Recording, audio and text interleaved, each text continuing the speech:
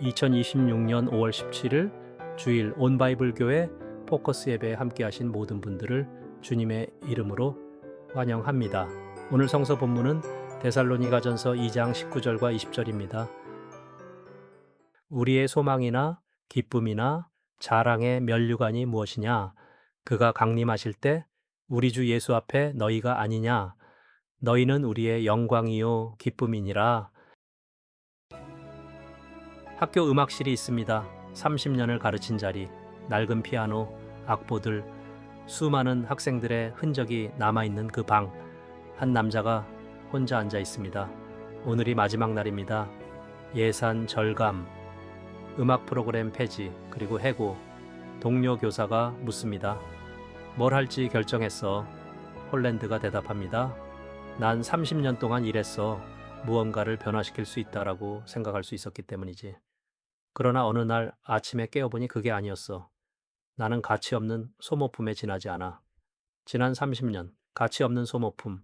저는 이 장면 앞에서 한참을 멈추었던 기억이 납니다. 왜냐하면 그 말이 낯설지 않았기 때문입니다. 열심히 살았는데 돌아보니 남은 것이 없는 것 같은 느낌. 아무도 알아주지 않는다는 허무함. 누군가에게 의미 있는 사람이었는지 확신할 수 없는 느낌. 그 외로움이 홀랜드의 것만은 아닌 것 같았기 때문입니다. 저는 오늘 이 영화를 보면서 한 가지 질문 앞에 서게 되었습니다. 보이지 않는 삶은 헛된 것인가? 그리고 그 질문은 다른 질문으로 이어졌습니다. 내 삶의 열매는 어디에 있는가? 그리고 그것을 누가 기억하는가? 1995년 개봉했던 헐리우드 영화 홀랜드 오퍼스, 미스터 홀란스 오프스에서 주인공 홀랜드는 원래 위대한 교향곡 작곡가가 되는 것이 꿈이었습니다. 그것이 부와 명예를 가져다 줄 것이라 믿었습니다. 그러나 생계를 위해 고등학교 음악 교사로 부임합니다. 임시로 언제든 떠날 수 있다고 생각하면서. 그런데 시간이 흘렀습니다. 아내의 임신, 청각장애를 가진 아들 학교 예산 문제. 그는 떠나지 못했습니다. 그렇게 30년이 지났습니다. 그 30년 동안 그는 수많은 학생들을 만났습니다. 자신감을 잃은 학생에게 용기를 주었고, 음악을 포기하려는 학생을 붙들었고, 삶의 방향을 찾지 못하는 학생들에게 나침반이 되어 주었습니다. 그러나 그 모든 것이 그에게는 자신의 진짜 꿈을 이루지 못한 채 소비된 시간처럼 느껴졌습니다. 세상의 코드는 분명합니다. 성공은 보이는 것으로 측정됩니다. 유명세, 업적, 작품, 기록. 홀랜드에게는 그 어느 것도 없었습니다. 그래서 그는 스스로를 실패자라고 불렀습니다. 그런데 영화는 그 판단이 틀렸다고 말합니다. 그러나 왜 틀렸는지, 무엇이 진짜 성공인지에 대해 영화는 충분히 말하지 못합니다. 강당에 모인 제자들의 환호가 그것을 보여주지만 그 감동이 어디서 오는지의 근거를 영화는 설명하지 못합니다. 성서는 바로 그 자리에서 말을 시작합니다. 영화의 가장 감동적인 순간은 고별 콘서트에서 제자 랭의 말입니다. 한때 자신감을 잃고 절망하던 그녀는 후에 주지사가 되었고 울먹이는 목소리로 이렇게 말합니다. 홀랜드 선생님은 부자도 아니고 유명하지도 않습니다. 그래서 자신을 실패자로 생각하실 수도 있을 것입니다. 그러나 선생님께서 틀리셨습니다.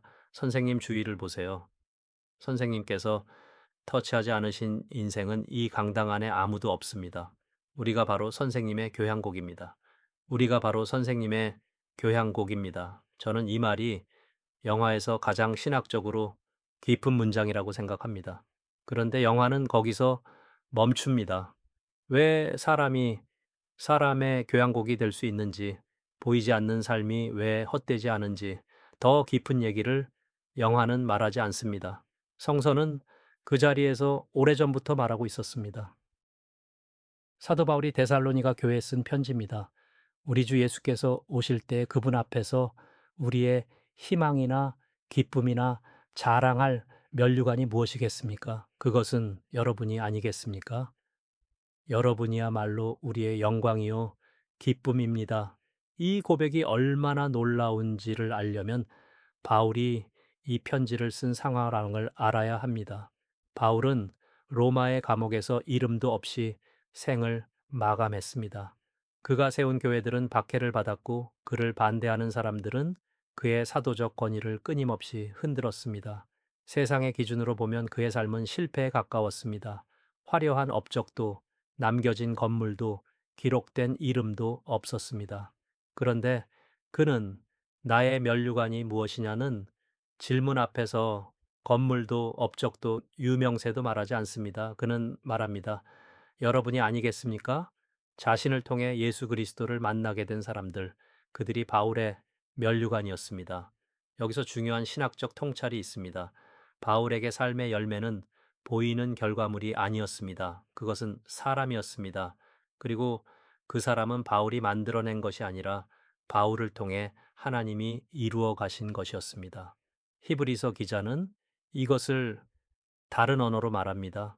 시간으로 보면 여러분은 이미 교사가 되었어야 할 터인데 하나님의 말씀의 초보적 원리를 남들에게서 배워야 할 처지에 다시금 놓여 있습니다. 이 말은 단순한 꾸짖음이 아닙니다. 신앙의 성숙이 내면에만 머물러 있는 것에 대한 신학적 도전입니다. 신앙은 내가 더 깊어지는 것이기도 하지만 동시에 내가 누군가에게 흘러가는 것이기도 합니다. 젖을 받아먹는 것에서 나아가 누군가에게 젖을 먹여주는 자리로 이동하는 것, 그것이 성숙입니다. 바울은 빌립보서 3장 17절에서 담대하게 이렇게 씁니다. 형제자매 여러분, 다 함께 나를 본받으십시오. 이 말은 교만이 아닙니다. 오히려 그것은 바울이 자신의 삶을 누군가의 나침반으로 내어놓는 고백입니다. 나를 보고 그리스도를 알아갈 수 있도록 내 삶을 열어두겠다는 것입니다. 그런데 여기서 한 가지 신학적으로 중요한 구분이 있습니다. 바울이 말하는 영향력은 의도적으로 만들어지는 것이 아닙니다. 홀랜드도 처음부터 누군가의 교향곡이 되려고 가르친 것이 아닙니다. 그는 그저 매일 음악실에 나왔고 학생들 앞에 섰고 포기하지 않았습니다. 그 성실한 현존이 누군가의 삶에 스며들었습니다. 성서에서 이것을 가장 잘 보여주는 표현이 있습니다. 고린도후서 3장 2절에서 바울은 고린도 교인들을 가리켜 이렇게 말합니다. 여러분은 우리의 편지입니다. 잉크로 쓴 편지가 아니라 살아있는 사람들이 편지라는 것입니다. 그 편지는 바울이 쓴 것이지만 동시에 그리스도께서 쓰신 것이기도 합니다. 바울은 도구였고 저자는 하나님이셨습니다. 이것이 보이지 않는 삶이 헛되지 않은 이유입니다. 우리의 삶이 누군가에게 흘러갈 때 그것은 우리의 작품이 아닙니다. 그것은 우리를 통해 일하시는 하나님의 작품입니다. 홀랜드는 자신의 교향곡을 한 번도 발표하지 못했습니다. 그러나 그는 몰랐습니다. 하나님이 그를 통해 전혀 다른 교향곡을 이미 쓰고 계셨다는 것을. 온바이블 교회 가족 여러분, 고별 콘서트의 마지막 장면에서 홀랜드는 30년 동안 한 번도 발표하지 못했던 자신의 곡 아메리칸 심포니를 제자들과 함께 연주합니다. 그런데 저는 그 장면에서 이런 생각이 들었습니다. 그가 진짜로 연주한 교향곡은 악보 위에 그것이 아니었다고. 30년 동안 그가 매일 음악실에 나오면서 학생들 앞에 서면서 포기하지 않으면서 써내려간 교향곡, 그 교향곡의 악보는 사람들이었습니다. 바로 강당에 앉아 있는 사람들이었습니다. 홀랜드는 몰랐습니다. 자신이 쓰고 있는 교향곡이 무엇인지를 그저 매일 음악실에 나왔을 뿐입니다. 그저 학생들 앞에 섰을 뿐입니다. 그러나 그것이 누군가의 삶에 스며들고 있었습니다. 어쩌면 우리도 그럴지 모릅니다. 지금 이 순간 우리가 모르는 사이 우리의 존재가 누군가에게 나침반이 되고 있을지 모릅니다. 우리가 건넨 친절한 말 한마디가, 우리가 보여준 작은 정직과 성실함이, 우리가 포기하지 않고 살아가는 그 모습이 슬픈 자들과 함께 울고 기쁜 자들과 함께 웃는 우리의 눈물과 웃음이, 아픔 중에도 기꺼이 예배의 자리에 나아가고 절망 중에도 간절한 기도에 무릎을 꿇는 그 하나님을 향한 꺾이지 않는 우리의 마음이 그 누군가의 삶에 조용히 스며들고 있을지 모릅니다. 바울은 말했습니다. 여러분이야말로 우리의 영광이요 기쁨입니다. 그 면류관은 바울이 만든 것이 아니었습니다. 하나님이 바울을 통해 써 내려가신 것이었습니다. 우리의 삶도 그럴 겁니다. 우리는 모릅니다. 하나님이 지금 우리를 통해 어떤 교향곡을 쓰고 계신지를. 다만 오늘도 그 자리에 있으면 됩니다. 그것으로 충분합니다. 오늘 설교는 찬양 한 곡으로 마무리하겠습니다.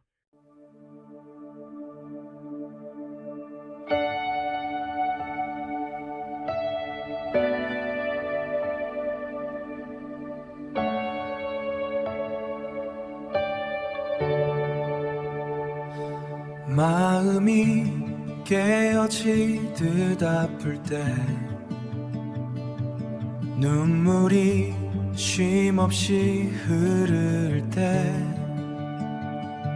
소망이 무너진 그 자리에서 소망이 무너진 그 자리에서 눈을 감고 두 손을 모은다. 십자가 앞으로 나아가 주의 이름을 부르며 내 영혼으로 흘러오는 은혜 빛에 안기네. 은혜의 빛에 안기네. 깨어진 마음의 틈 사이로 흘러오는 은혜의 빛에 눈물을 멈추고 입을 열어 주를 위한 노래를 부르리. 주를 위한 노래를 부르리. 죽음을 이기신 생명으로 내 영혼을 붙드시네. 내 영혼을 붙드시네. 깨어진 마음을 붙드시네. 깨어진 마음을 붙드시네. 다시 소망하게 하시네. 다시 소망하게 하시네. 살아계신 주의 이름으로 일어나 찬양하네. 마음 들이며 예배하네. 살아계신 주의 이름으로 일어나 찬양하네. 마음 들이며 예배하네. 마음 들이며 예배하네.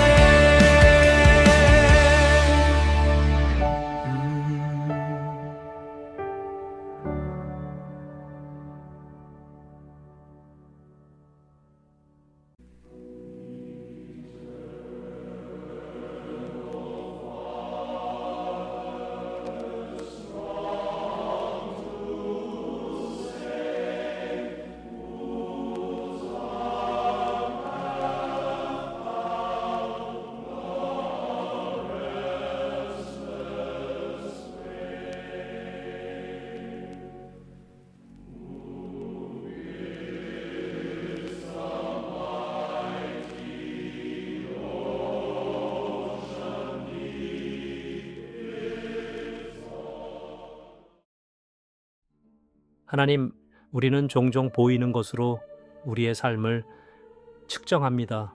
이룬 것이 없다고, 남긴 것이 없다고, 가치 없는 소모품처럼 느껴질 때가 있습니다. 홀랜드처럼 자신이 쓰고 있는 교향곡이 무엇인지 모른 채 그저 하루하루를 살아가고 있는지도 모릅니다. 그러나 주님은 알고 계십니다.